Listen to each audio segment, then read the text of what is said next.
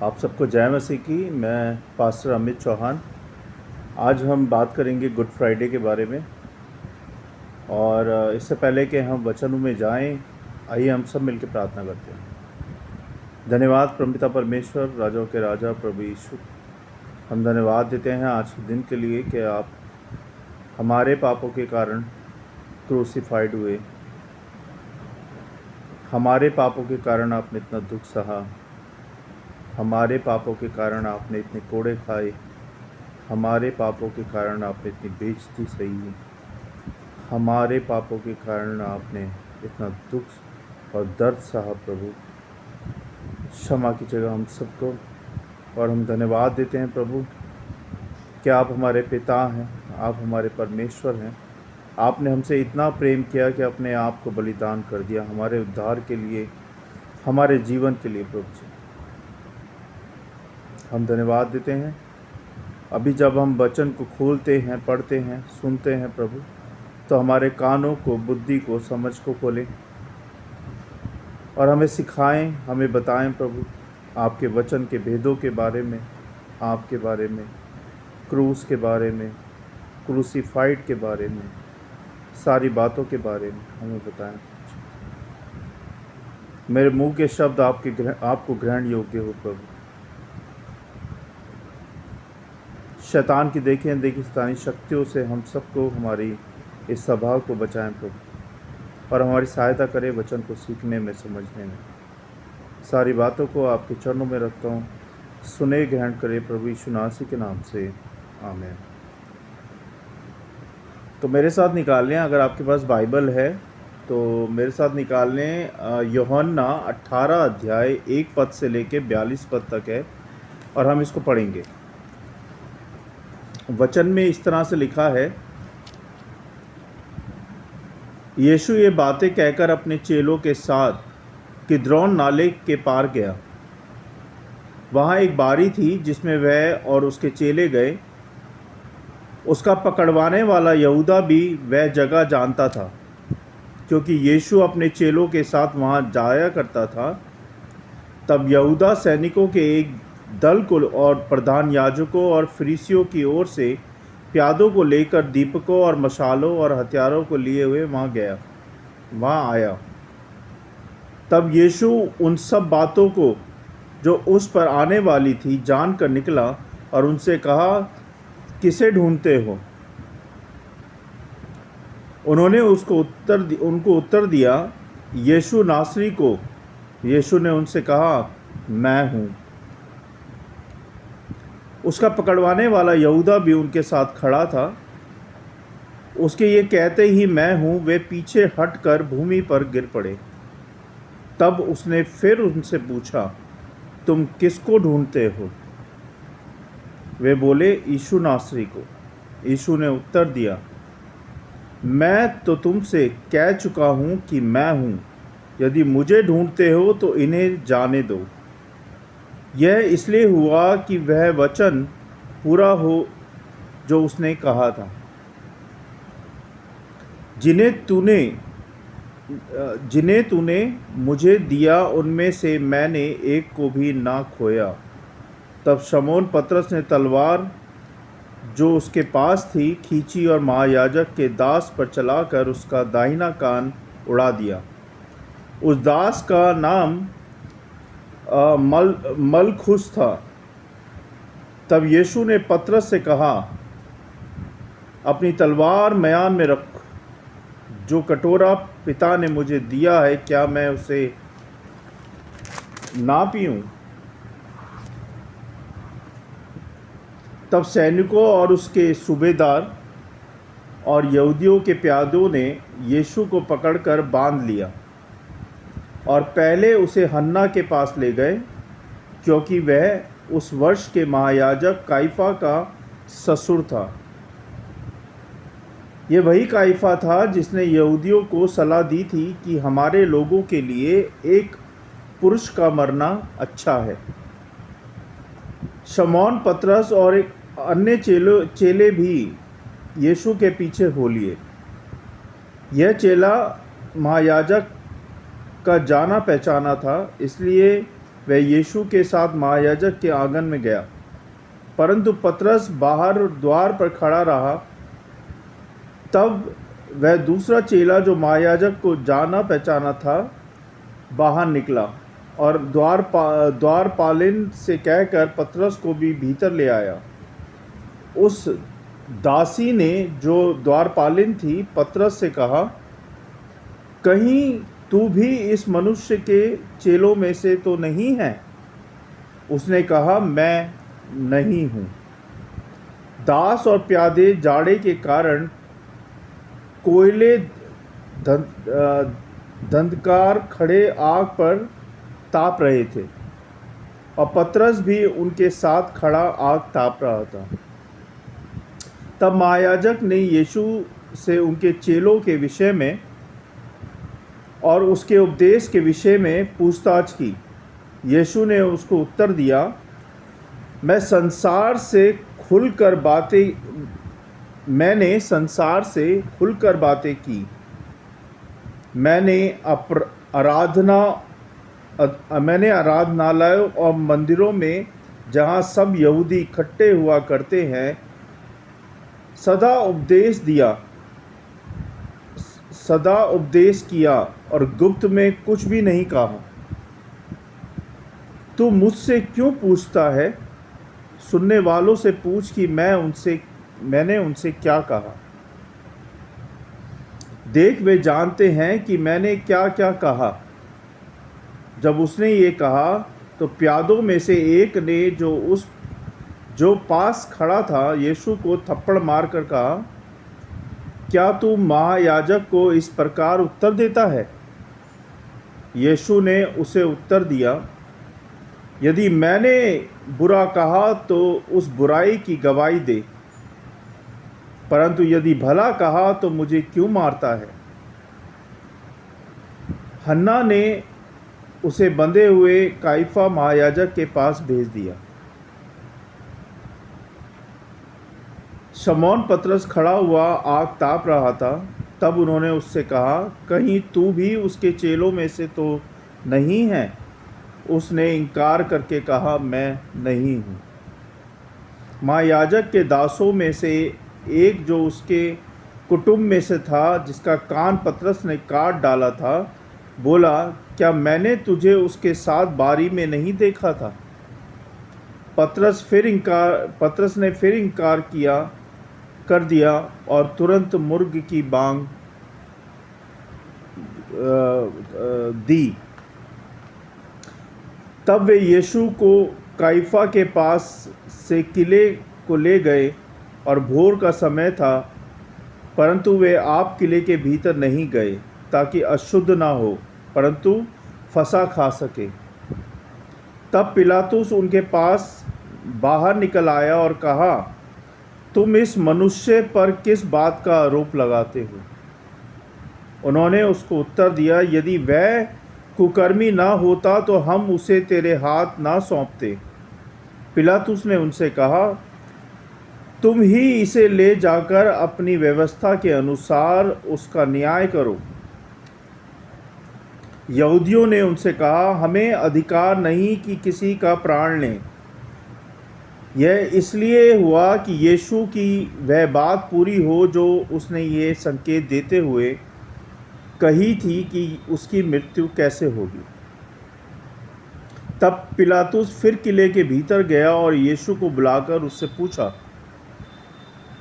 क्या तू यहूदियों का राजा है? यीशु ने उत्तर दिया, क्या तू यह बात अपनी ओर से कहता है या दूसरों ने मेरे विषय में तुझसे ये कहा है? पिलातुस ने उत्तर दिया, क्या मैं यहूदी हूँ? तेरी ही जाति और प्रधान याजकों ने तुझे मेरे हाथ में सौंपा है। तूने क्या किया है? यीशु ने उत्तर दिया, मेरा राज्य इस संसार का नहीं। यदि मेरा राज्य इस संसार का होता तो मेरे सेवक लड़ते कि मैं यहूदियों के हाथ सौंपा ना जाता, परंतु मेरा राज्य यहाँ का नहीं। पिलातुस ने उससे कहा, तो क्या तू राजा है? यीशु ने उत्तर दिया, तू कहता है कि मैं राजा हूँ। मैंने इसलिए जन्म लिया और इसलिए संसार में आया कि सत्य की गवाही दूँ। जो कोई सत्य का है वह मेरा शब्द सुनता है। पिलातुस ने उससे कहा, सत्य क्या है? ये कहकर वह यहूदियों के पास निकल गया और उससे कहा, मैं तो उसमें कोई दोष नहीं पाता, पर तुम्हारी ये रीति है कि मैं फसह में तुम्हारे लिए एक व्यक्ति को छोड़ दूं। अतः क्या तुम चाहते हो कि मैं तुम्हारे लिए यहूदियों के राजा को छोड़ दूं? तब उन्होंने फिर चिल्लाकर कहा, इसे नहीं, परंतु हमारे लिए बरअब्बा को छोड़ दे। और बरअब्बा डाकू था। इस पर पिलातुस ने यीशु को कोड़े लगवाए। सिपाहियों ने कांटों का मुकुट गूंथ कर उसके सिर पर रखा और उसे बैंजनी वस्त्र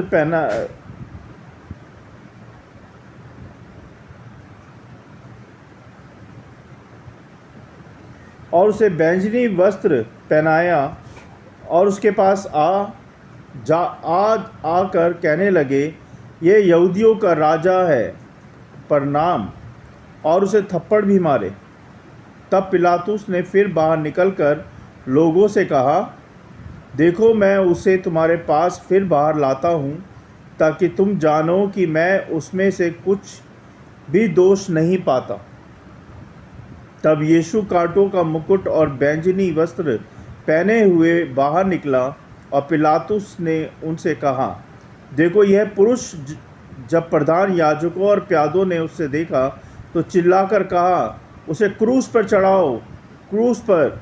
पिलातुस ने उनसे कहा, तुम ही उसे क्रूस पर चढ़ाओ, क्योंकि मैं उसमें कोई दोष नहीं पाता। यहूदियों ने उसको उत्तर दिया, हमारी भी व्यवस्था है और उस व्यवस्था के अनुसार वह मारे जाने के योग्य है, क्योंकि उसने अपने आप को परमेश्वर का पुत्र बनाया है। जब पिलातुस ने यह बात सुनी तो और भी डर गया और फिर किले के भीतर गया और यीशु से कहा, तू कहाँ का है? परंतु यीशु ने उसे कुछ भी उत्तर नहीं दिया। इस पर पिलातुस ने उससे कहा, मुझसे क्यों नहीं बोलता? क्या तू नहीं जानता कि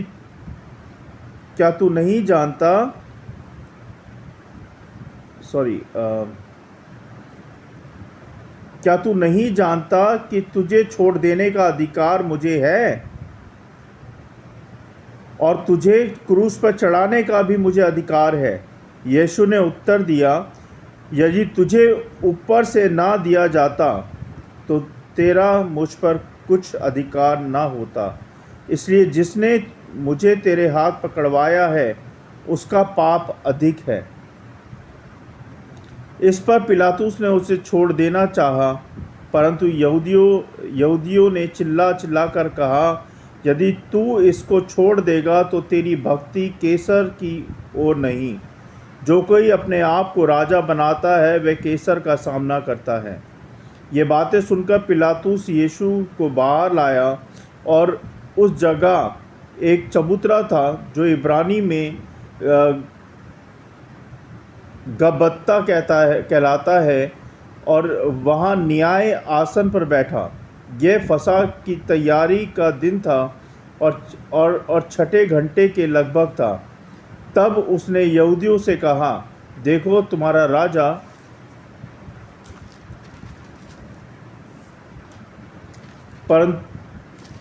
परंतु वे चिल्लाए, ले जा, उसे क्रूस पर चढ़ा।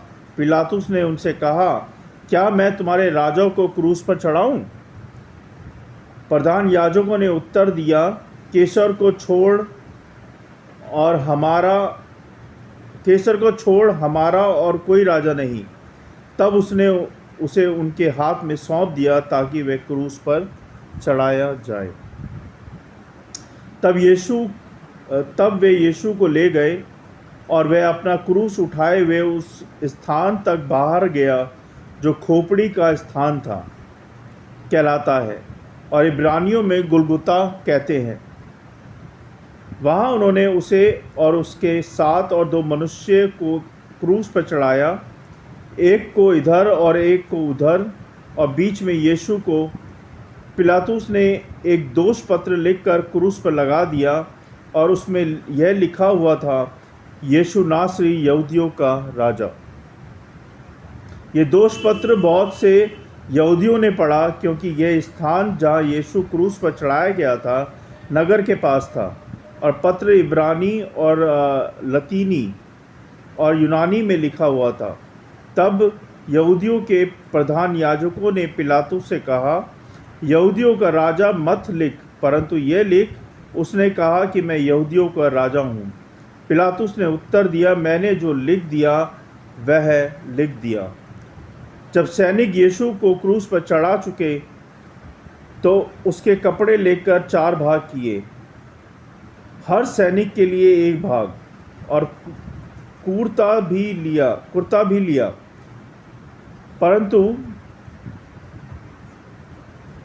परंतु कुर्ता बिन सियन ऊपर से नीचे तक बुना हुआ था। इसलिए उन्होंने आपस में कहा, हम इसे ना फाड़ें, परंतु इस पर चिट्ठी डालें कि यह किसका होगा। यह इसलिए हुआ कि पवित्र शास्त्र में जो कहा गया वह पूरा हो। उन्होंने मेरे कपड़े आपस में बांट लिए और मेरे वस्त्र पर चिट्ठी डाली। अंततः सैनिकों ने ऐसा ही किया। यीशु के क्रूस के पास उसकी माता और उसकी माता की बहन क्लोपास की पत्नी मरियम और मरियम मगदलिनी खड़ी थी। जब यीशु ने अपनी माता और उस चेले को जिसे वह प्रेम रखता था पास खड़े देखा तो अपनी माता से कहा, ये नारी, देख, ये तेरा पुत्र है। तब उसने चेले से कहा, यह तेरी माता है, और उसी समय वह चेला उसे अपने घर ले गया। इसके बाद यीशु ने यह जानकर कि अब सब कुछ पूरा हो चुका, इसलिए कि पवित्र शास्त्र में जो कहा गया वह पूरा हो, कहा, मैं प्यासा हूँ।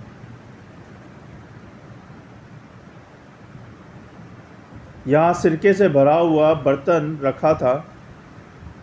उन्होंने सिरके में भिगोए हुए स्पंज को जुफे पर रखकर उसके मुंह से लगाया।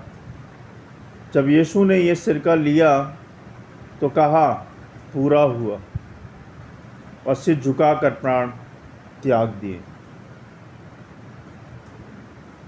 इसलिए कि वह तैयारी का दिन था। यहूदियों ने पिलातुस से विनती की कि उनकी टांगें तोड़ दी जाएं और वे उतारे जाएं, ताकि सब्त के दिन में क्रूसों पर ना रहे।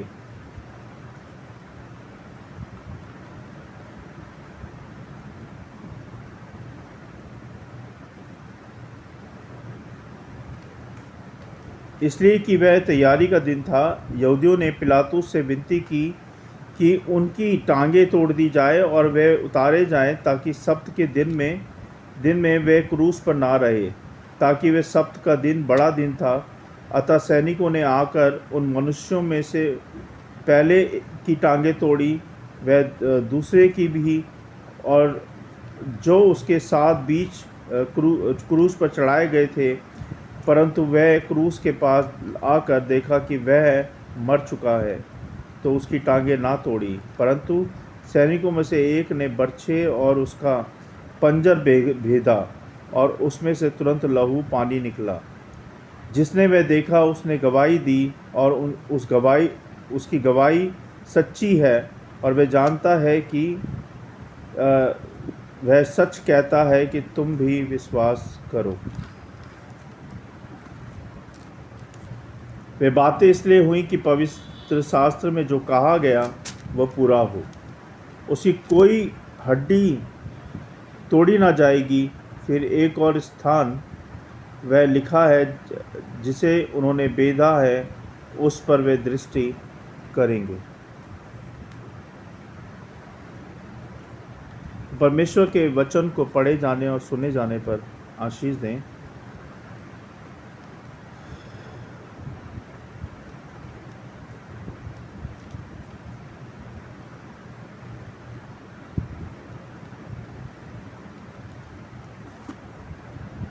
अब हम देखेंगे कि ये वचन हमें आज क्या बताना चाहता है ना। हमने अभी वचन पढ़े प्रभु यीशु मसीह के यूहन्ना 1 अध्याय से लेके 37 पद तक।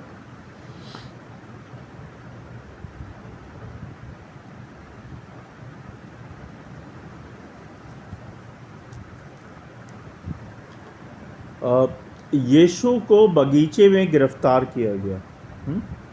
ये भाग दिखाता है कि यीशु ने अपने भाग्य को स्वेच्छा से स्वीकार किया और अपने अनुयायियों को हिंसा से बचने के लिए शिक्षा दी। यीशु ने अपने बलिदान को स्वेच्छा से स्वीकार किया, ये दिखाते हुए कि उनका प्रेम एक और समर्पण मानवता के लिए है, मानवता के उद्धार के लिए है। यूहन्ना 18 से 12 पद 18 अध्याय 12 से 27 पद में बताता है कि यीशु को अन्नास और काइफा के सामने पेश किया गया। इस दौरान पतरस ने 3 बार यीशु का इनकार किया। ये मानव कमजोरी और क्षमा की शक्ति को दर्शाता है। पतरस का इनकार हमें सिखाता है कि हम सभी गलती कर सकते हैं, लेकिन क्षमा और पुनः स्थापन संभव है हम सबके जीवन में। फिर 18 अध्याय 28 से 40 पद हमें बताता है यीशु को पिलातुस के सामने लाया गया। अब पिलातुस ने भीड़ के दबाव में आकर यीशु को क्रूस पर चढ़ाने का आदेश दे दिया। ये न्याय और अन्याय के बीच का संघर्ष उजागर करता है। ये दिखाता है कि यीशु ने अपने बलिदान को स्वीकार किया, भले ही वह निर्दोष थे।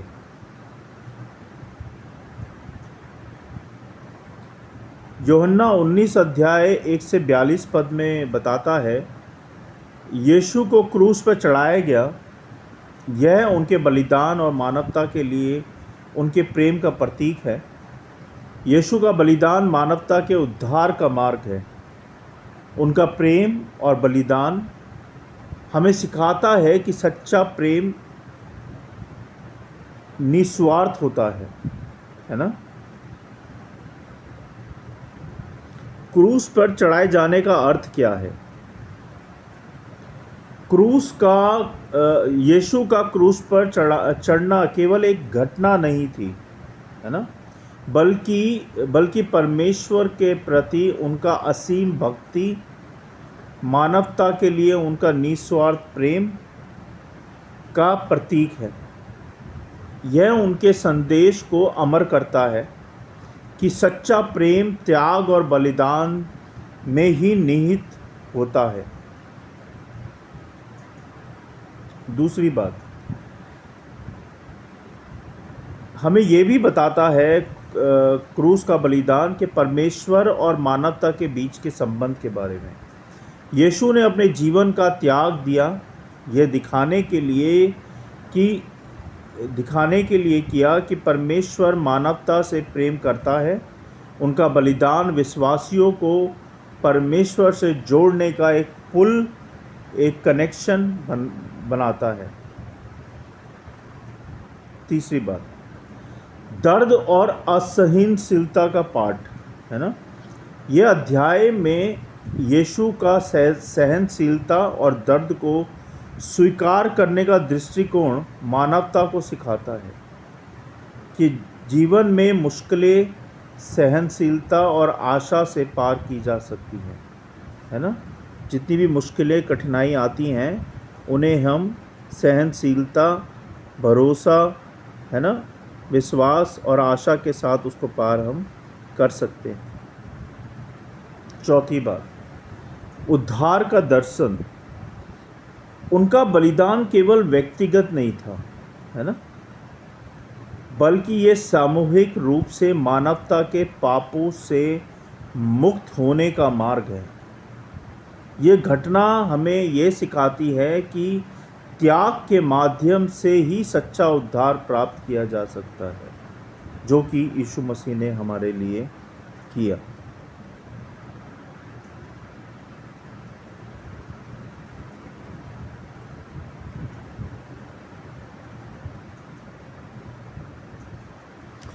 हमें यहाँ पे आत्मिक चिंतन की ज़रूरत है। क्या मैं और आप भी पतरस की तरह किसी समय यीशु को नकारते हैं? क्या कभी हमने यीशु को नकारा है? दूसरी बात, क्या मैं सत्य के लिए खड़ा होता हूँ भले ही भीड़ का विरोध हो? क्या मैं और आप कभी सच्चाई के लिए खड़े होते हैं, या हम भीड़ को देख के डर जाते हैं, सहम जाते हैं, है ना, छुप जाते हैं?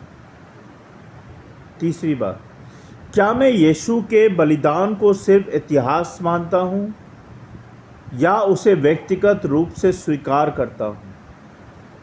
है ना,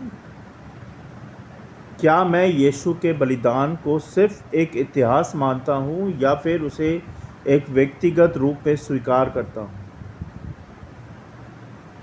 क्या मैं गुड फ्राइडे को सिर्फ एक रस्म के रूप में मनाता हूँ या उसका आत्मिक अर्थ समझता हूँ? है ना, ये आत्मिक चिंतन करने की हमें आवश्यकता है। यूहन्ना 1 अध्याय से लेके 42 पद में हमें उस महान बलिदान की ओर लेके जाता है जिसकी प्रकाष्ठा क्रूस पर हुई, है ना। यह अध्याय हमें गुड फ्राइडे के मूल उद्देश्य यानी कि प्रेम, बलिदान और उद्धार की गहराई में उतरने का अवसर देता है। यीशु मसीह का यह प्रेम हर व्यक्ति के लिए है, ना कि विश्वासियों के लिए है, पूरे समाज, पूरे संसार के लिए है, हम सब के लिए है। और आज भी वही आवाज़ हमारे हृदयों में गूंजती है ना। क्या गूंजती है?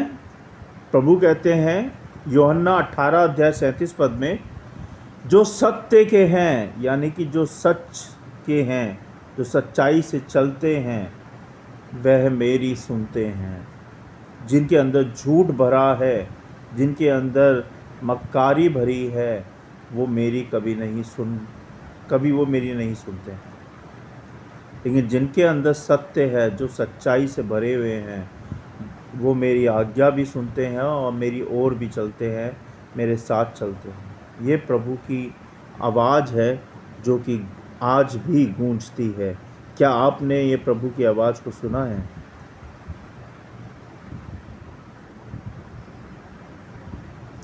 क्या आप भी उस आवाज़ को सुनने और उसका अनुसरण करने को तैयार हैं?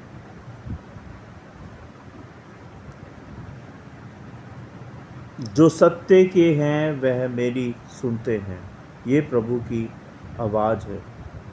तो अगर आपके जीवन में झूठ है, मक्कारी है ना, पाप है, तो अभी उसको छोड़ दें और सत्य की सुने, यानी कि प्रभु यीशु मसीह की सुने।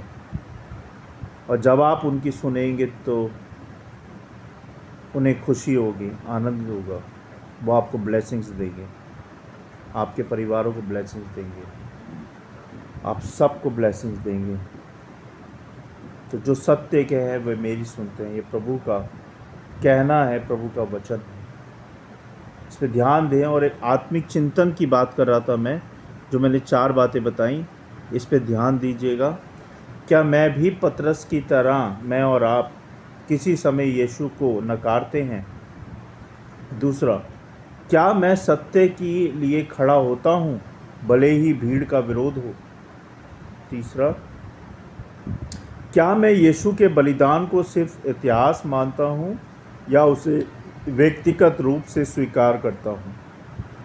चौथा, क्या मैं गुड फ्राइडे को सिर्फ एक रस्म के रूप में मनाता हूँ या मानता हूँ या उसका आत्मिक अर्थ भी समझता हूँ।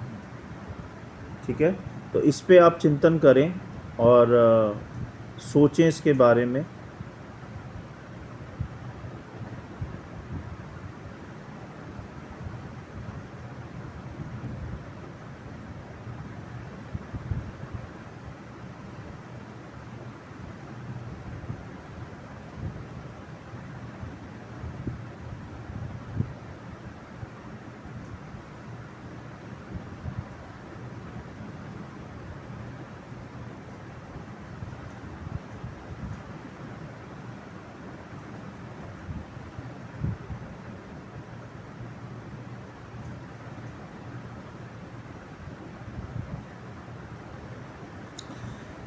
एक और बात, गुड फ्राइडे जो है, जिसे हम कहते हैं अच्छा शुक्रवार कहलाता है, लेकिन वास्तव में वह मानव दृष्टि में एक अत्यंत अंधकारमय दिन था।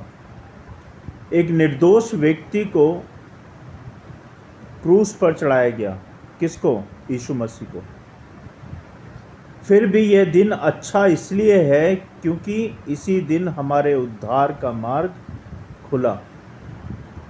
यूहन्ना 18 हमें उस प्रेम और विनम्रता और आज्ञाकारिता की झलक देता है जो यीशु मसीह ने हमारे लिए दिखाया।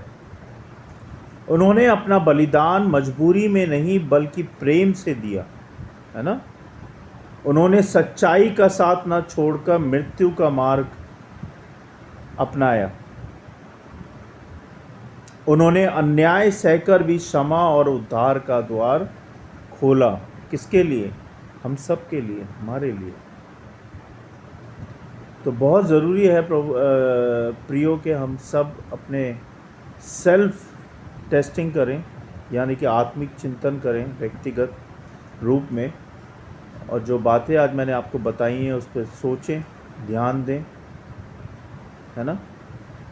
आइए हम सब मिलकर प्रार्थना करेंगे।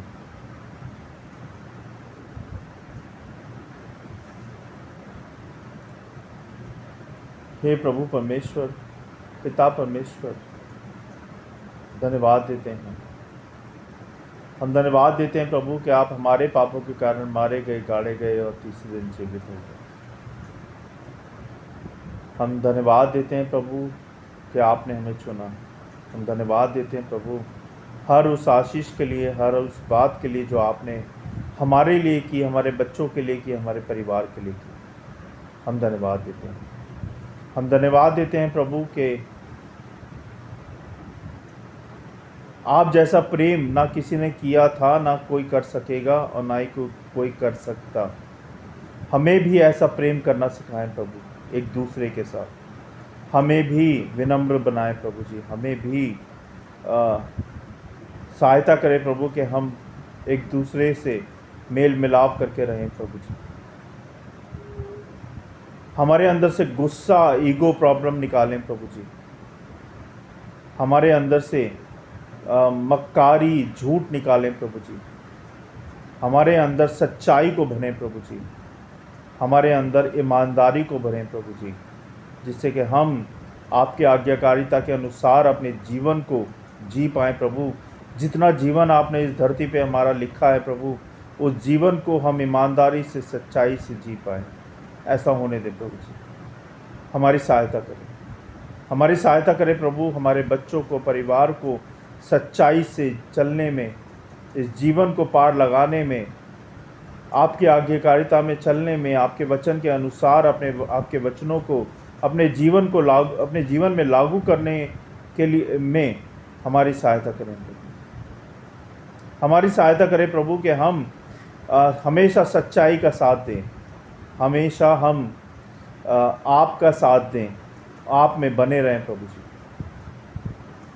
इस संसारिक जीवन से, संसारिक पापों से, संसारिक बुराइयों से, संसारिक अपराधों से, संसारिक गुनाहों से हम सबको बचाएं प्रभु। हम सबको अपने अनुग्रह में लें, हम सबको अपनी दृष्टि में लें प्रभु। हम सबकी गलतियों को, हमारे पापों को क्षमा करें प्रभु जी। हम सबको शुद्ध करें अपने लहू से धो के, और जैसा आप हमारे जीवन से चाहते हैं वैसा हो प्रभु। आपकी इच्छा पूरी हो हमारे घर में, परिवार में, हमारे कामकाजों में, हमारे जीवन में, क्योंकि ये सब कुछ आपने दिया है प्रभु, सब कुछ आपका है प्रभु।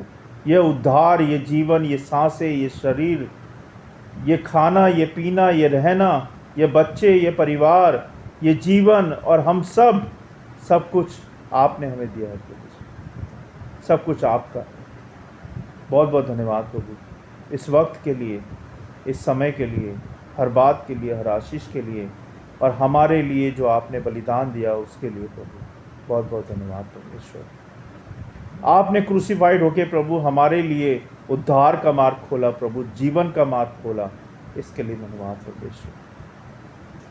बहुत बहुत धन्यवाद, हृदय से धन्यवाद प्रभु, और हृदय से क्षमा चाहता हूँ प्रभु, जो भी पाप अभी तक मैंने जाने अनजाने में जानबूझ के किए हैं प्रभु, मेरे सारे पापों के लिए, मेरे सारे अपराधों के लिए, मेरे सारे गुनाहों के लिए, मुझे, मेरे परिवार को, मेरे बच्चों को, हम सबको क्षमा करें प्रभु, हम सबको क्षमा करें, क्षमा करें।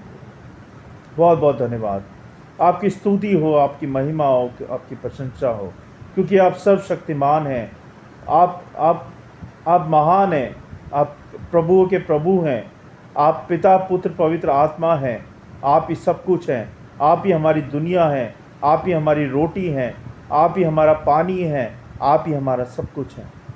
बहुत बहुत धन्यवाद प्रभु जी।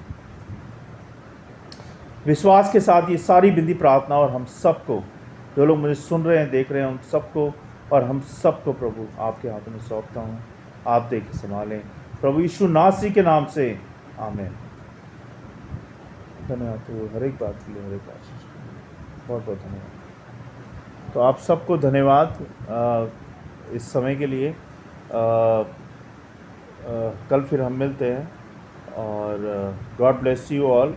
और जो मैंने आत्मिक चिंतन करने को आपको बोला है उस पर ध्यान दें, और इस वीडियो को ज़्यादा से ज़्यादा लोगों तक शेयर करें, जिससे कि जो वचन आपने सुने हैं वो और लोग भी जो सुन पाएँ, जान पाएँ प्रभु यीशु मसीह के बारे में, गुड फ्राइडे के बारे में, क्रूसिफिक्शन के बारे में, हर बात के बारे में।